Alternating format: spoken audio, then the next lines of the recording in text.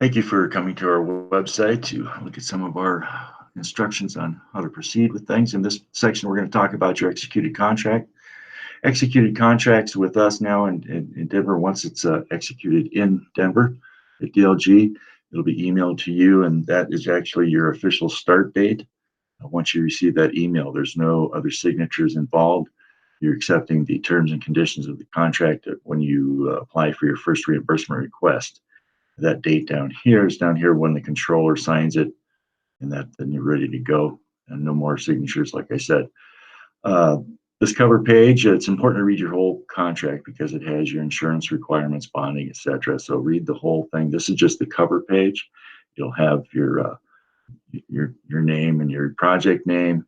This is your project number, uh, the grant amount, award amount, the retainage. Retainage is 5% of the award, and that's held until the project is complete and everything is met, and you can close it out. Uh, your grant expiration date is very important to remember because if you need an extension, those extensions have to be received 45 days in advance of this date. And again, down here, your state funds, where they came from, whether they're energy mineral or severance or federal mineral lease, etc., CDBG, any other program. And again, this is your start date down here. Uh, with that said, we'll go to here to Exhibit B, which is actually the main ingredient, if you will, definitions of terms, etc. For your contract. It has things like your eligible expenses, description of work, etc. Pardon me for going back up here. But Exhibit B comes after the main body of the contract.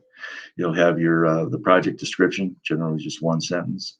Work description that talks about the whole project work, whether it be linear feet of pipe, miles of road, uh, internal build out of a public facility, purchase and installation of a prefab building, etc. All those things and specifics are contained here in the work description. And if you come down here, again, your bonding, insurance, etc. through here, make sure you understand all those. And always remember that at any point in time, call your regional manager or regional assistant if you have any other questions on your contract. Um, let me go just briefly back here. I apologize for that. But your regional manager, regional assistant are listed on that cover page of the contract and their contact information, etc. So again, always feel free to contact those folks at any point in time with any kinds of questions. As you go down through Exhibit B, we talked about the work description. In your eligible expenses, it will line out everything that's eligible, or at least most things, and it's rather general, so you're have some flexibility there. It will also state what those things, those project elements that aren't eligible for reimbursement, and those are generally your matching fund activities. We come down here, it's got your outcomes, and we'll go into the milestones and preferences. These are things that you'll report on. Service area, obviously your town, your county, your district, etc. Performance milestones, you'll have things listed in here like putting a project out for bid, awarding a subcontract, timelines, bid documents, whatever else is in there, project completion date, etc. But these are things that you're going to report on as you go through your project, uh, along with your reimbursement requests. Down here, we'll define paragraph 4.5 defines whether you have quarterly or monthly reporting requirements, and then you'll have a reporting schedule here. And again, this is where in the narrative portion of your report, you would report on those things that are in your milestones and outcomes. And this is just your reporting schedule. Responsible administrator of the project generally is a person that is going to be filing reimbursement requests and reports, but not necessarily. Could be someone else, but this person has the signatory authority to then pass those reports along to the state. Any other key personnel that might be needed to contact with information on the grant is listed here. Your regional manager and regional assistant, again, are listed here with their contact information.